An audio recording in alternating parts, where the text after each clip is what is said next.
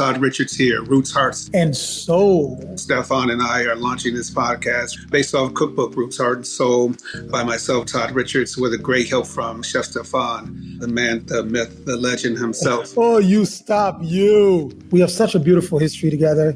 I mean, it's crazy.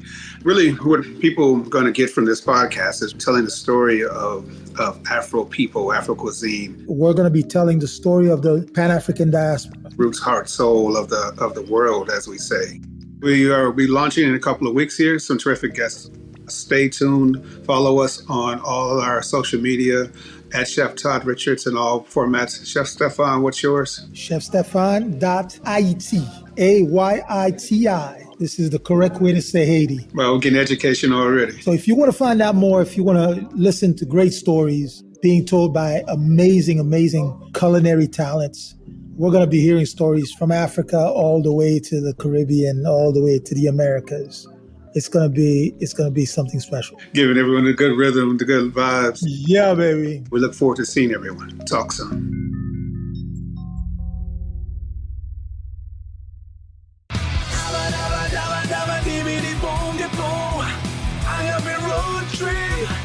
I'm Lou Bank. And I'm Greg Benson. And this is an ad for Ancestral Agave Syrup, the critically acclaimed award-winning syrup that helps gringo bartenders better make margaritas, Negronis, Lou, hold up, wait. Old are you just fashions? This is how you start your podcast. What? It's not an ad for Ancestral Agave Syrup. Well, of course it is. I'm just cutting costs by not paying writers to make something new. I'm just using an old script. You pay writers? Is that some kind of jab? No, I'm just saying that. What are you saying? Well, look, we've got this amazing syrup that's made in an ancestral manner, cooked down from the sap of the agave, harvested the way these families would to make pulque. It's a quality product. It deserves a quality presentation. Yeah, okay, hang on. Ancestral agave syrup is made by real families following traditional methods. Unlike the industrial Blue Weber syrup you get everywhere else, Ancestral is cooked down from agua miel, harvested from Salmiana in Hidalgo, Mexico. It is the grade A Vermont maple to the sticky diner syrup you've been using for your cocktails. Ingredients matter, both in how your cocktail tastes and how you treat the earth. Ancestral is better for both. Is that good? Sure. Or maybe confusing instead of cheesy. Look, just visit ancestralagave.com to learn more and to order your world-class agave syrup today. And we'll call that a wrap. Catch you next ad, Greg. Hasta pronto? Ancestral Agave Syrup. Available online at ancestralagave.org and wherever Greg and Lou are able to coerce store owners into carrying it. You're listening to Heritage Radio Network. So you don't charm the devil with your rock and roll load. Knows that country music's gonna save your soul. The devil runs his groove in them rhythm and blues that Sam. It's gonna get you sun in the air. Welcome back to the Speakeasy. I'm Sother Teague. And I'm Greg Benson. Hey, buddy. How are you? I'm good. I survived 4th of July in Virginia. All 10 fingers intact, I hope? All 10 fingers, all 10 toes. Didn't die of dehydration despite the natural climate's attempts to do so.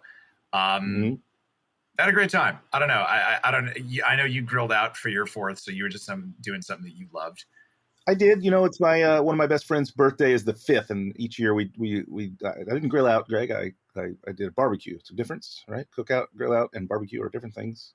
I smoked some beef ribs for about 7 hours. They were gorgeous. Savored a couple bottles of champagne. Had a great time. Sounds great, man. So happy 4th. Happy belated 4th to you. Heck yeah. Yeah. Last when we last left our Intrepid Heroes, as I think our regular listeners will recall, I was in the Commonwealth of Virginia. I was down there teaching a wine and whiskey course for the city of Williamsburg and the good people that work there. Had a blast. A city that's very near and dear to my heart. And it's come a long way since I lived there. An amount of time ago that is so vast that it makes me sad. So I'm not going to say it out loud. But I had a fun experience while I was there. I went to a golf club, which is not something that I normally do. I don't know if people can tell that about me from everything. Are you of the golf set? No, I am very much not. Do you have a bag of clubs? No, I do not. I took golf lessons for one summer at the age of, I want to say, like 11. And that was the extent of my foray into that sport. Oh, and I've played Captured the Flag on the old course at St. Andrews. But other than that, the sport of golf and I have not intersected. But I went to this golf club because I didn't really realize I was going to a golf club. I thought I was going to a tasting for a local Williamsburg distillery. So I showed up in a tank top because, as mentioned, it's Virginia. It's 1,000,000 degrees with 900% humidity. And I walk in and very immediately I kind of get like the Get Out vibes of like, oh, I am the outlier here and everyone is just too polite to say it. So I'm like, hi, I'm here for the tasting. I was like, believe it or not, I also work at this festival, so please don't throw me out. And they sort of ushered me back to the bar area. I just missed the distiller, unfortunately, but I'm hanging out at the bar and there's this group of people. First of all, I brought down the median age of this bar by at least a decade. Everyone else's shoulders were covered because they're respectable citizens. And I was next to this group of people who were having a conversation where they were like, wait a minute, your name's Greg? My name's Greg. And I was kind of like, I'm not going to interrupt. And then halfway through my whiskey, 2 G's or 3 is always my question with the Greg. 2 G's or 3? Well, yes, exactly. We had a robust discussion. I was like, I'm sorry to intrude on your conversation, everyone, but I am also Greg. And it turned out that there was, in fact, in this group, another Gregory Scott, which I also am. So it's, I guess my point, if I have a point to the story, I'm not sure there is one, but you never know where you're going to find connection in life, I guess. That's right. And speaking of my tenuous connection with the sport of golf, I'm really, really excited to have someone in here who's going to talk about something we don't really get to talk about. You and I are, I think, solidly of the Brooklyn hipster set. We don't really ruin a good walk very often. A lot of room for golf courses here in the city. Yeah. Yeah, exactly. Although there is one down by me, I jog by it sometimes and I look at it and all I can think about is like, man, imagine if you built a condo there, you could get so much money for this real estate. But that's just me as a cynical Brooklynite. But I'm very interested to see if our guest today can prove me wrong and convince me on the merits of this sport that I've only ever really observed out of the corner of my eye. So joining us today, we have Turner Lewis, who is the founder of Fore Craft Cocktails. Turner, how are you, man? It's good to see you. Hey, Greg. Thanks for having me on. Nice to see you guys. Yeah. And nice to see you as well. And tell us a little bit. So the name, by the way, Fore is not F-O-U-R, it's F-O-R-E. So clearly there is a link there to my meandering tale from the top of this episode and what you're doing. Tell us a little bit about who you are and kind of the origin story of this particular brand that you've got here and kind of why you're doing what you're doing. Yeah. Absolutely. Like you said, Fore is a golf word, so not the number, but actually the word you yell when you hit your ball at other people accidentally. So it's sort of a battle cry in our sport. For those just listening, that's the air quotes, accidentally. Yeah. Accidentally, yes. Join the Patreon. You can see all the air quote action that's happening over here. Yeah. So yeah, actually, in Virginia, the state that you visited and got to feel our summer heat and humidity. And I'm a native of the Northern Neck out on the Chesapeake Bay. So I grew up in a really small fishing town out kind of by the Potomac River. Okay, I have to ask, what really small fishing town? It's called Reedville. If you've ever heard of Tangier Island, that's the little island out in the bay that's disappearing. That island you can visit with a ferry from our town of Reedville. So a lot of people have been to Tangier that at least are in Virginia. So yeah, that's I was actually in the town of Montrose, Virginia this time last week. So perfect. It's a small muggy Virginia world after all, isn't it? It is. It's hard to escape that.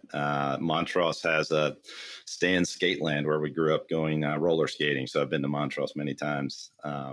Anyway, small world here in Virginia, but I know, right? Anyhow, so I'm a country mouse myself, but now live in Richmond, Virginia, the big city, Cap City, right here in the middle of the state. And to get here, went to college at Wake Forest down in North Carolina. Came up here to Richmond for medical school after college. did training here, and then went into radiology. So I did some training down in Texas, Chicago, and ended up back here about 15 years ago, where I started our family, and I've been practicing medicine full time ever since. But have always been kind of a hacker on the golf course. Loved getting out of the dark room of radiology out onto the green grass and blue skies to play golf with friends or even solo. And so that's kind of the background of my passion for the game. I suck at it, but I love it. So it's sort of a weird thing that a lot of handicapped golfers or high handicappers can relate to. Yeah, I put golf and fishing in the same category, though, right? It's like a shit day fishing is still a better day than a great day at work, right? Absolutely. And having grown up as a family of fishing folks, I totally get it. So, it's always like you're never going to ruin the boat ride. You can not catch a fish and still have a great day on the water. Golf course is kind of the same unless you take it too seriously. Right. The old phrase about golf is a great way to ruin a nice walk. That's right. Good walk spoiled, as they say. So, but they always, better worst day on the golf course or a fishing boat's better than your best day at work most of the time. So, yeah. Well, I do have to say you're probably the first medical doctor we've had on this show, despite the fact that the pipeline from medicine to alcohol is, I think, pretty direct. I see it's a direct correlation. Absolutely. Straight line. It is. So yeah, well, I'm glad to break some barriers down today. Golf, medical doctor, we're kind of setting new things here on the pod. So I'm excited to pioneer with you guys. So you're out there duffing around on the links, and you are thirsty, as one is often, especially down where you're from, where it's hot. I grew up in the North Gulf Coast of Florida, and I golfed a lot when I was a young person. And they always have obviously the golf carts coming around with drinks and refreshments to keep up with you. But you decided to add something to the pile. What sort of, I guess, describe for us what the link is between your enjoyment of the game and your creation of a product that enhances the game for you. Yeah. The transfusion is the cocktail of choice. It's kind of the original golf drink that I discovered here in Virginia, probably 15 years ago. Had never heard of it before. Wasn't really a big golfer anyway, but had some friends host me at their club, and they were drinking these, beautiful purple cocktails while we played and afterwards. And I thought, man, this is amazing. It's got ginger ale. It's kind of refreshing. It's a nice pick me up. It's still got a pretty big hit of vodka in it. So it was kind of an interesting way to transfuse your game. So you're hot and sweaty, walking, trying to finish the round, and you literally get a transfusion. And plus it's like a medical term. It's ringing some bells for you. Like it's attractive in that way. No brainer. So the transfusion again, it's just if I recall, it's grape juice, right? Yeah. So ginger ale is the base. So ginger ale, a little splash of grape juice, not too much. That's how they ruin it at most places. Too much grape juice. Squeeze the lime. Lime is optional, but I think that's part of the classic. And then vodka. So put those things together. It's like people say it's like, grown up snow cone kind of thing. It's almost like a knee-high grape that we grew up with. It's knee-high. refreshing. I don't think anybody who's not from the South is going to get that reference, but I get it right away. Fanta, maybe a Fanta grape. I'm showing my age here, but So anyway, it's unlike most other things you get, right? It's not like a beer. It's not like a lot of these seltzers out there. It's like a real flavorful cocktail that, again, outside of the golf world is not very popular to my knowledge. And so, well, it's a rare cocktail bar that has Concord grape juice. Well, and that proves to be an advantage for me that we can get into later. But the fact that ingredient is not always readily available helps me with this canned version. Yeah. So long story short, January 2020, right before the world shuts down, my buddy from medical school and I are on a golf trip down to Florida. We would do this maybe once every other year or something, playing golf, playing like 36 holes a day, which is a lot of golf, walking in the middle of Florida, which even in January was still pretty warm. And they had these little, halfway houses where you can get some tacos, get some drinks. And we're on our 27th holes. It's a long day. Yeah. And both were like, we need some transfusions with these fish tacos or whatever. So we're balancing these plastic cups and lids and straws with the transfusions in it and trying to push our cart and eat these tacos. And I'm just kind of that flashbulb of like, man, I can get a beer or a White Claw or something, but that's not going to feel good right now. The transfusion's perfect. Why is it not in a can? And so that idea lasted just a few minutes until I, shanked the next ball and yelled four or whatever. But then with the world shutting down 2 months later or whatever it was, my day job as being a radiologist really slowed down because all the outpatient imaging was, shut down. We were having to all take turns being off, which basically just meant you were homeschooling your kids, right? So everybody's going through the same thing. But a couple sleepless nights later, I was like, wait, that can transfusion thing, let me see if there's one out there. And went down the rabbit hole searching for something. I couldn't find anything quite like it. And I'm not from the beverage world. I just happen to like the particular cocktail. And so spent a lot of time trying to figure that out. How do you make a recipe? How do you produce it? How do you scale it? How do you sell it and distribute it?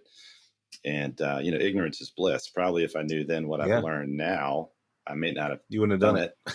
Might not have done it. It would have been a deterrent. Or might have done it with malt instead of vodka. For me, it was very important to have it taste like the real thing. And I really wanted that premium craft, which is in the name, obviously, is sort of like, I want it to taste like the bartender at the 19th hole made it, not like something you can just, pick up and move on and not enjoy it. So if you're going to have that cocktail, I want it to be authentic.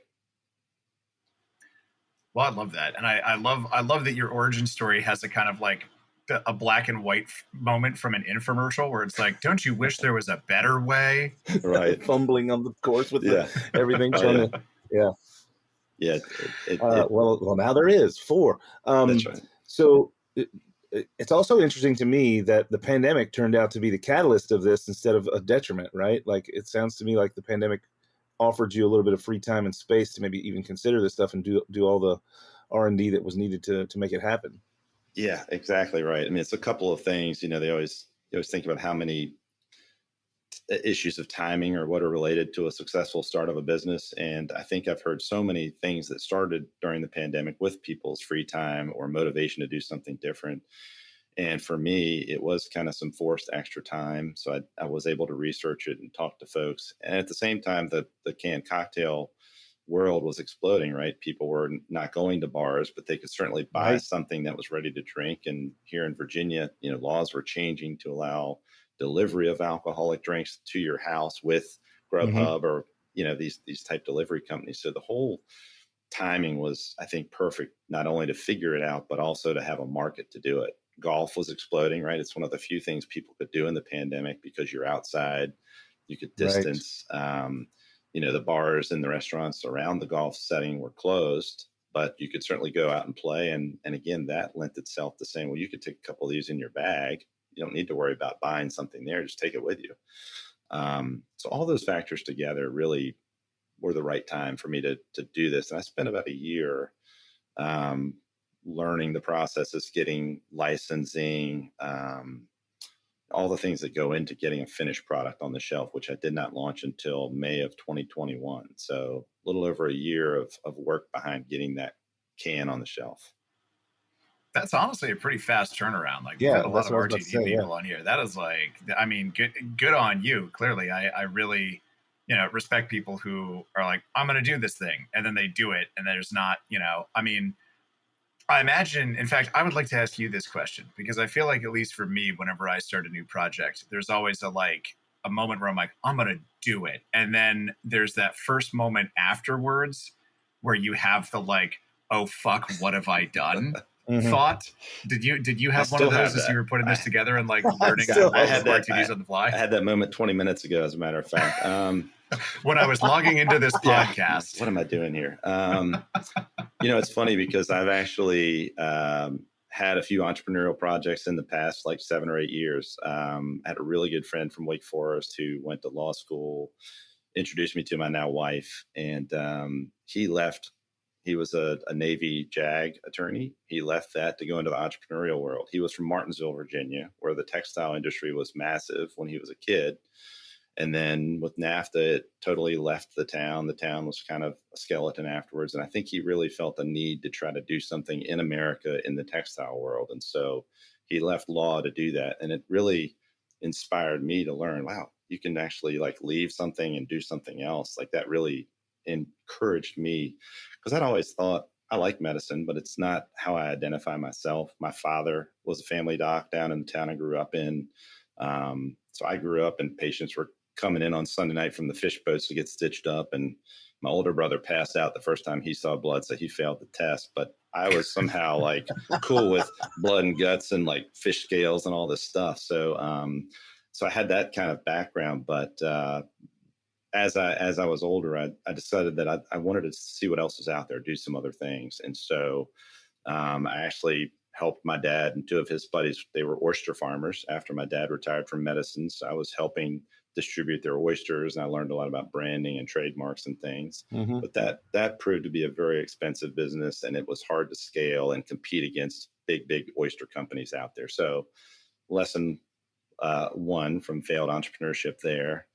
My buddy that I just mentioned, he and I actually have a patent for a cube-shaped growler. So we were fascinated by the craft beer scene back in like 2015, 2016, and thought, what if we made a stackable set of growlers so you could get a couple of these filled up, take them to a party? And so had kind of an interesting attempt on trying to make that in America, which proved again impossible. So failed entrepreneurial task number two. But a lot of those experiences kind of taught me about building a website, starting an LLC, trademarking things, resiliency, like being told no 10 out of 10 times, but still pushing. And so it sounds like I started it and it got through quickly, but I think it was on the shoulders of all those failed experiences in the past that helped me kind of get this thing across the finish line. I mean, yeah, we say it. I feel like nearly every show at some point, the phrase or a similar phrase, it takes a decade to be an overnight success pops up, right? Right. And if you want to be a millionaire, start with $1 billion or something like that. You know, it's that kind of mentality. It's like, it always sounds glamorous on the outside, the time and money part, but it's tough. It's very tough. Yeah. You want to open a $2 million restaurant in New York City, start with 5 million. Right. So I would like to know, just because, I mean, I got to admit, one of the reasons when this pitch came across my desk, aka the couch where I check my emails, I was very, I said yes very quickly, because I was like, here's a world that I don't traffic in, and on this show, I'm always like really intrigued by being like, okay, like what don't I know about what I don't know? And I'm thinking now about that other gentleman who is named Gregory Scott, who, aside from, being a friendly individual and having a great first and middle name combination, probably doesn't have a ton in common with me in terms of like where he is in life, where he lives, how he spends his free time, how he spends his money. So I know where I would put canned cocktails if I were marketing them to someone like me, and as most canned cocktails are. What has your success been, and what's your strategy been about getting these products in front of the people who you're like, this is our target audience, these are our people, these are the ones who are going to drink these Fore cocktails? What was your thesis, and how is it playing out? Yeah, I early on was told that golf was too narrow of a market for a canned cocktail. Make it more lifestyle, make it generic, whatever. And I thought, well, that's not really what I want to do. I want to appeal to golfers, because that's where the idea came from. I knew, I say blue ocean. I'm not sure it's completely blue, but there's definitely a big market for it, because like I said, there wasn't anything out there that really did what I was looking for, which is replicate the 19th hole bartended cocktail in a can that I can just grab and go. I'm an impatient ADD kind of guy. So like, I don't want to play golf if it takes forever. I don't want to sit and wait for someone to wait for like 4 transfusions to be made and stirred and all that. Like, I want to get it and go. I've got a lot of other stuff I want to do right now. So I really wanted to appeal to that golf community that really appreciated like pace of play is something we hear a lot about. Like, no one wants to spend 5 hours on a Saturday out there in the heat when they can, they're missing family time or whatever. So the idea was to appeal to that kind of faster, ready to drink concept, but on the golf course. And then the business strategy being, you try it on the golf course and then you stop at the grocery store on the way home and buy a 4-pack for the barbecue that night or whatever. So a little bit backwards from a lot of other, seltzers and cocktails and cans out there, which are really hit the retail first and want to drive it there and then expand into the golf markets. I sort of do the opposite. And I think that's paying off so far. I mean, I launched that May of 2021 here in Richmond. I had to have my own distributor's license because I couldn't get anyone to pick it up, through the 3-tier system. I couldn't really sell it direct to consumer. So we got our garage bonded by the Virginia ABC. So I mean, like at your home, like your house garage. Our house garage, yeah. I mean, so even that's a learning curve. How did you like? I would have never thought that was even possible. I'd have been like, I have to get a space, and no, you can do it in the space you already have. Right. So I was looking at warehouse space and all that. It was like so expensive, and I'm thinking, I'm just trying to get this off the ground. So my wife's like, well, we don't use the garage for cars; it's just junk. What if we moved everything somewhere else and just stored these 6 pallets of transfusion in the garage? So I think it's a great idea. So we did that. And the irony being, it was Memorial Day of 2021 when I had already pre-sold to a lot of golf courses and clubs in town here. And we co-packed it in Wisconsin. So again, a whole other element of how do you co-pack and logistic and learn a lot. But bottom line is I needed the product in 3 days because I'd guaranteed it to these places. And the production was running a little late. So I was like, well, I'll just overnight this product. No big deal. You can't overnight 5 pallets, by the way. Didn't know that. So I bought a one-way ticket to Green Bay, rented a 26-foot box truck, and drove it back myself. Only to get it to our garage to realize I didn't rent the truck that had the lift gate on the back. So, chalk it up to yet another ADD moment. But so I've got my 3 kids. They forklifted it in for you, but then when you got there, you were like, I got to bring it down effectively can by can at this point. Right. So we took whatever it was, 800 cases down one by one and restacked them in my garage. I mean, again, alcohol laws and having 3 kids doing that in my house, I'm probably, hopefully past the statute of limitations for getting children in the gray involved area in the there. alcohol says. But no, it's like you do what you have to do, right? So child labor. So that's what we started out. And then that first year, my wife and I were driving it as distributors to any place we could sell it. We, had some success that got picked up by a distributor about a year later. And now we're in 11 states and growing. So it's, it just shows if you get a good product that people like and it resonates with, you can make it happen with hard work. I mean, that's pretty incredible growth speed, to be perfectly honest, to be into 10 states that quickly. But it also, the story you just told really sends home the nature of your entrepreneurial spirit, right? Like you saw the hurdle. The problem was, I can't get this overnight. You quickly adapted to that problem and you solved it in a unique and like obviously effective way. That's a testament and funny, a unique, effective, and very funny. It's funny way. now. It's pretty funny now. Yeah. At the time, you're just like, you just do it. Luckily, again, you just kind of like you're in the weeds. You just do one task at a time, and then you look back, and you're like, oh my gosh, would I do that again? I don't know. Sure. Look what I got. Look what I accomplished. So, talk to me just a little bit about like how those first sales went. Was it just you like walking into your favorite golf course and be like, hey guys, I know you have this drink that you sell, but I got one in a can. Yeah. And what is their reaction to that? Why wouldn't they say, well, we make it ourselves? Why would we want one in a can?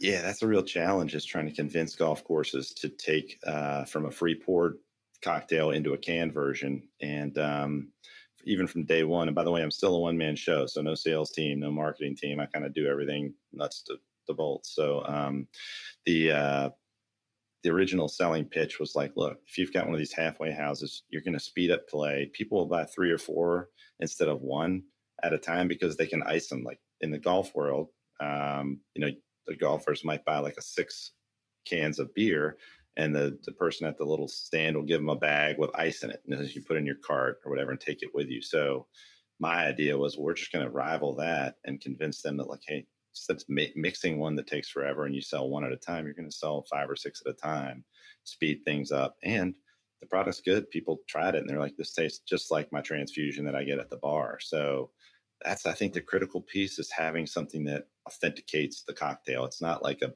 bastardization of it, right? It tastes like the real thing. It's got real vodka and it's 7%. So it's like, packs a little wallop. Yeah, and is that theory bearing out? Are people rolling up to the halfway house? By the way, halfway house on the golf course is the spot halfway through the game where you stop and grab a beer. Are you seeing that? Are they relaying back that information? Hey, you said we'd sell 3 or 4 to 1. Is that happening? And I'm about to crack one open. By the way, I thought I was going to drink the Bloody Mary, but we're talking about the transfusion. I'm going to crack into it. It definitely works. And I'll tell you where it really works. Like you mentioned, those beverage carts that kind of zoom around the course and sell things to you as you're playing. That's the perfect spot for it. We've even done some branded golf beverage carts at a couple of courses that'll let me do like the cart wrap. So it's like marketing right on the spot. So we've got our 4 logos with the lime on the T and the transfusion wording and everything. So it's like it shows up and you're like, oh, I think I'll have a transfusion. And so those beverage carts are another place that it sells really well because it's quick.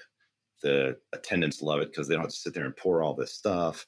Welch's grape juice, like you mentioned, like not everybody carries that. Matter of fact, that's how I got into Topgolf here in Virginia, which is the driving bay. I don't know if y'all are familiar with it, but it's like kind of combines golf driving range with food and beverage. So it's more of a, an experience for family or corporate outings or just people that don't love golf or want to spend 4 or 5 hours, but can go play, hit balls and have a drink. And so they don't carry grape juice at Topgolf. So it was an easy sell to them.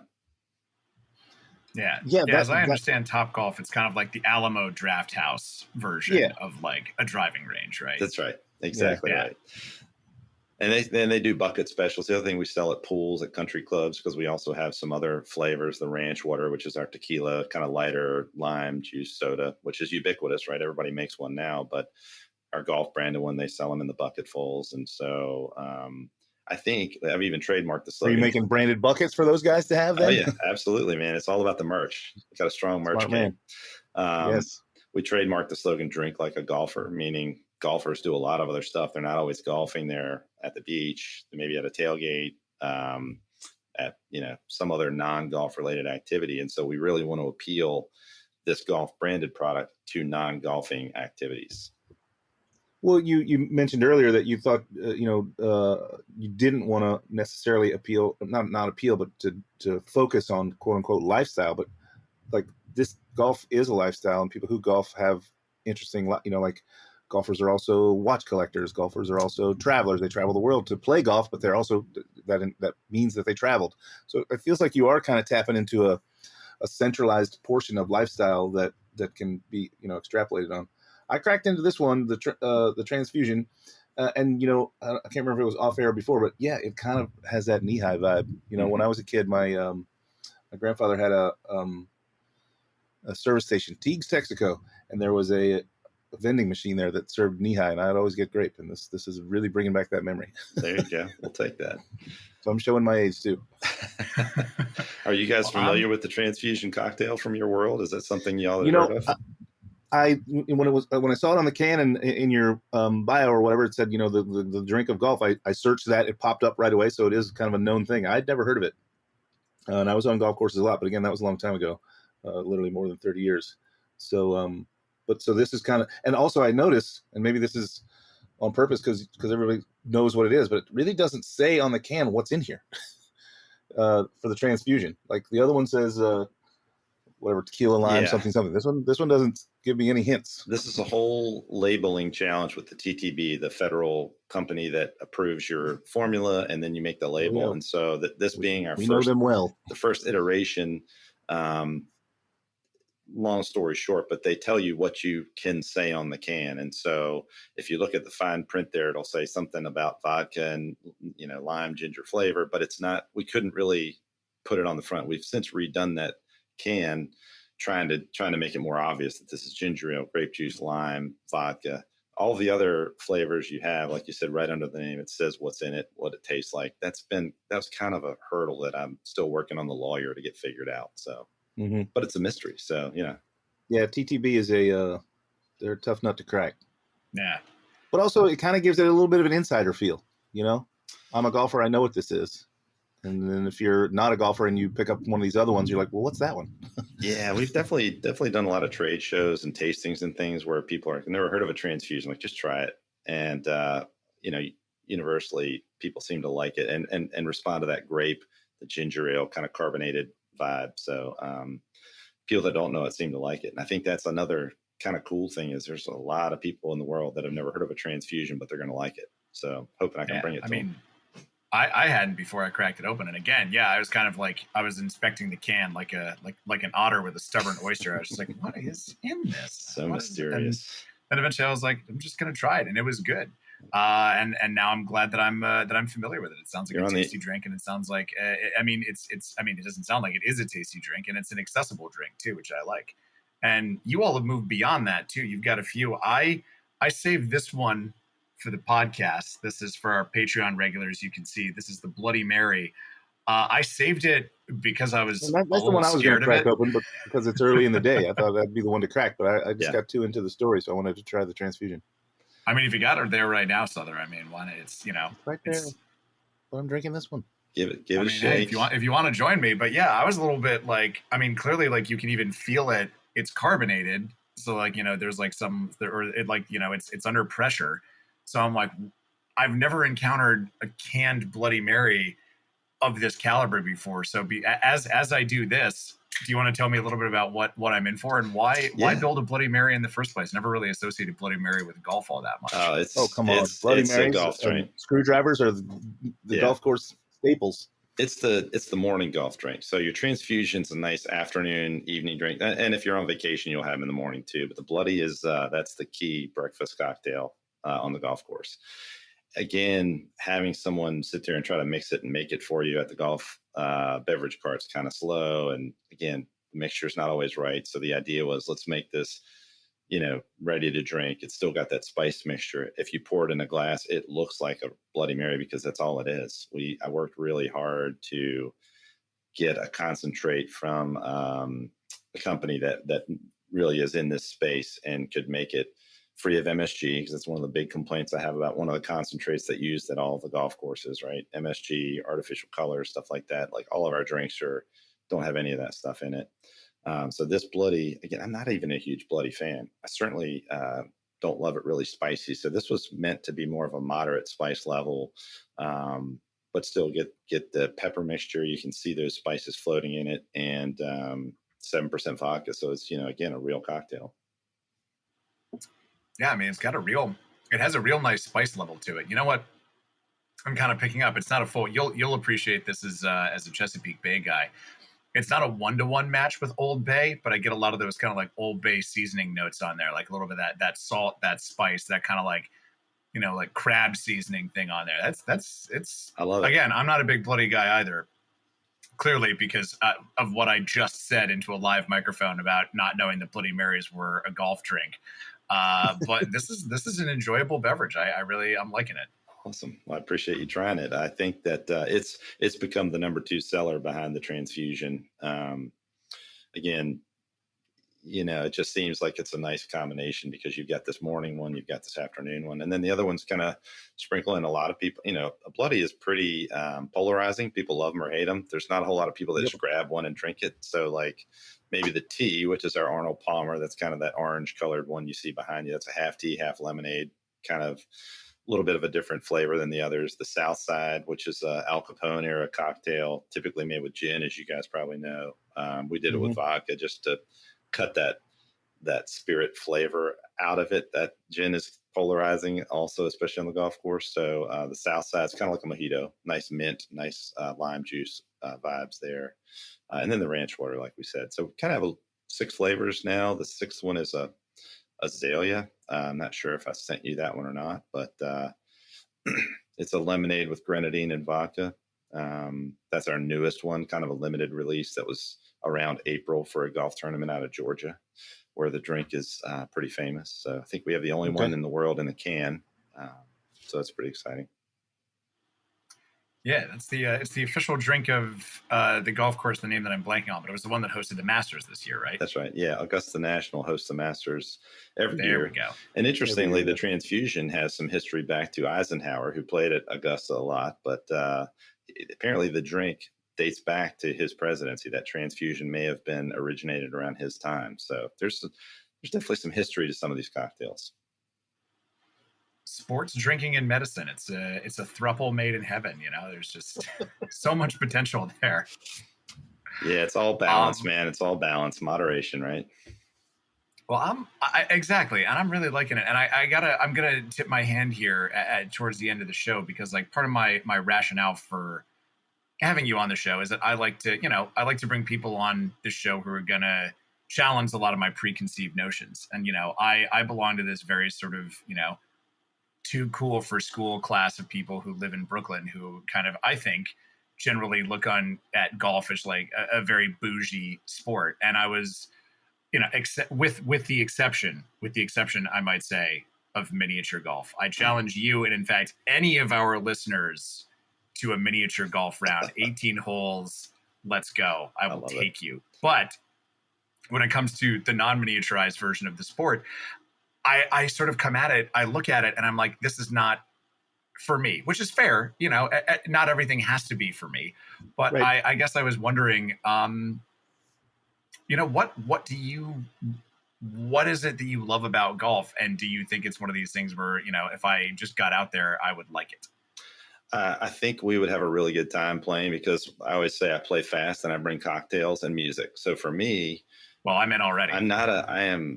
Look, I grew up in the tiny town. There was a 9-hole muni course 30 minutes from us. That was the closest thing, and more weeds than cut grass, you know. So golf was never something that I even thought about until I got to college. And I always had this kind of anti-country club mentality. I mean, everything about it, the pretentiousness, the stuffiness, the exclusivity. I hated all of it. And then I became one, you know, so it's unfortunately one of those things that I judge, and I'm like, oh man, but now I get to play this great golf course. But what I think honestly is what's happening in the golf world. And if you get on Instagram and start looking around YouTube, like golf's barriers to entry are breaking down. It's no longer a country club sport, really. It's like you go out, untucked hoodie, shorts, flip flops. I mean, I've played barefoot before. Music's always on. Even the stuffy country clubs now have the Bluetooth speakers in the carts. So I feel like, and that's what I want my brand to be. I mean, I'm not a hipster, you know, New York person at all, but I want this brand to be cool and fun and break that down a little bit of like, you can enjoy this really great cocktail that maybe is only until now been in these fancy clubs, and now you can get it at your muni or your miniature golf. How about a miniature golf label? You kind of inspiring me here to kind of go in a little bit of a different direction too. Yeah. If you want to collaborate, I could always take on a 16th project for my roto. Let's do it, man. Excellent. I mean, there's a bar here in Williamsburg, Brooklyn, that's been around for as long as I've lived here, 24 years. It's called the Bushwick Country Club. Mm-hmm. And it's called the Country Club because in its tiny little backyard, they have a 6-hole mini golf. Nice. And they'll let you borrow clubs to play. So this might be perfect for those guys. Yeah. I mean, it's funny. I always thought the country clubs would be my biggest target audiences, and they're not. It's the courses that cost down here 15 or 20 bucks, and people want to go ride 9 and play music and buy some drinks. And so I think it's resonating with a completely different audience than I originally thought, for whatever reason. And again, I'm learning as I go, but the markets we're in, that's what I've seen is a big trend for public golf courses, driving ranges, places that are not your traditional 18-hole stuffy golf course. Yeah. What are you seeing for I have 2 questions here. They're kind of wrapped together. What are you seeing for growth model? You're adding flavors. Do you intend to continue adding flavors, or would you rather continue adding states first? And then 2, like this entrepreneurial endeavor of yours, has it taken you away from your day job? Have you cut your hours, or do you intend to cut your hours, or do you intend to let it go altogether? Is that even on the horizon or a possibility? Yeah, that's my goal. I mean, living in a dark room in the basement of the hospital for most of my adult life, missing weddings and family gatherings and weekends and nights and all those things. Like, I feel like I've had a good career in it, but I would love nothing more than to drop the mic, walk away, and do cocktails and golf for a while. You know, the reality is it's not quite there yet. So we've grown, we've doubled year over year from 2021 until now. Obviously, adding states is important, but even more importantly is just diving down in the states we're in and really trying to get more of that market share, more retailers carrying it. We're in places here in Virginia like Trader Joe's, Total Wine, Kroger.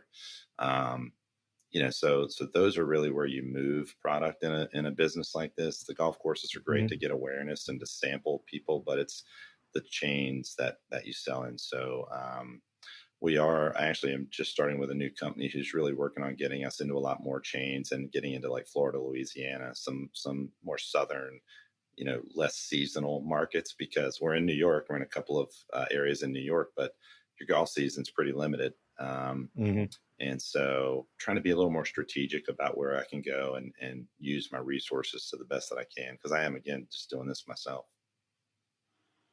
Well, I mean, I'm impressed with the fact that you're a one-man band and that it's come this far in such a short amount of time. Yeah. But I also just want to say, I heard you talking about, like, you know, laboring away in a dark room, you know, having to work with other people, missing, like, you know, like nights, weekends, family get-togethers, weddings. And I was just like, that's my bartending. life is that's bartending. I was like, we're not so different after all. I was thinking the same fucking thing. We found the bond. I was like, guys. yep, missed all those birthdays, weekends, parties, etc., because I was working them in a dark room. Yeah. Yep.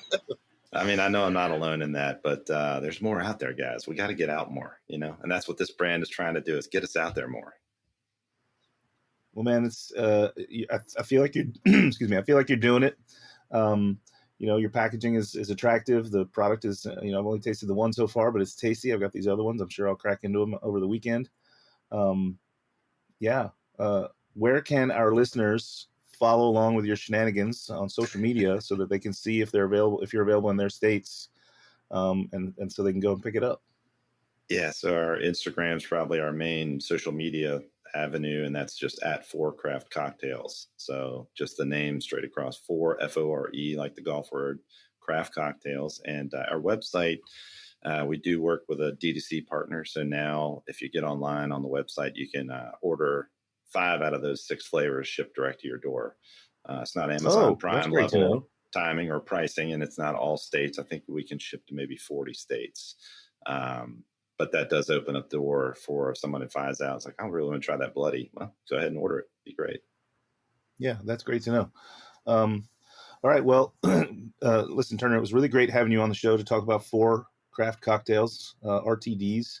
You know, pretty surprising stuff. As Greg mentioned, you know, we do like to have people on that surprise us. And this has been a pretty surprising and fun conversation with you, and your entrepreneurial spirit is shining through.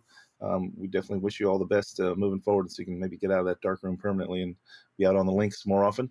Hopefully, get out of that dark room and get into your garage, man. Garage, back to a garage now. That's done. Yeah, that's over. Yeah, hopefully with a wrapped golf cart that you can cruise around in and you know, sell your wares. But that's it for this episode of the Speakeasy. Greg, who's coming up on the next? So next week we have Paul Nakayama, who is going to be talking to us about Ninkai Shochu. Really looking forward to that one. Talking about, you know, expanding our horizons. Don't drink a ton of shochu, but really, really enjoy it. So looking forward to exploring this new chapter in that storied spirits history. But for now, that is going to do it for us this week on the Speakeasy. Be sure to check out Heritage Radio Network for more great shows just like this one. And be sure to, if you are a mega fan of ours, become a regular. The link to our Patreon is going to be in the show notes. All sorts of great perks, including early access to cool things like releases, merch. You get video podcasts so you can see all the inside jokes where you need to actually see what we're talking about. You get guest recipes from every single person who's on this show. Turner, you sent over a recipe for the transfusion. So if you want to learn how to make one at home and you don't feel like scrolling back through to like listen to what we said over and over again, we'll have it right there. Also, and for our Buy Us a Bottle level Patreon regulars, you are going to get a free kit from Shaker and Spoon on the first of every month. So go over there, check it out. What a great link is in perk the show that is. notes. What's that? So what a great perk that is. I love that. Oh, yeah. And especially since some of those kits are designed by some people very near and dear to this podcast's heart. Yeah, might like even me. be on the show right now. Like me, but others, you know, you might get a kit from Kate Gerwin, who's been on the show, or Lauren Paler. She's been on the show. She's been in Shaker and Spoon box before. So, you know, lots of cool stuff. That's really cool. So yeah, a ton of cool stuff. Check it out. But for now, that is going to do it for this week on the Speakeasy. So Turner, thank you so much for joining us. Until next time, cheers and Fore, everyone. Thanks, guys. Fore. Cheers, everybody. So you don't shun the devil with your The Speakeasy is powered by Simplecast. Thanks for listening to Heritage Radio Network, food and drink radio supported by you. Keep in touch at heritageradionetwork.org/subscribe.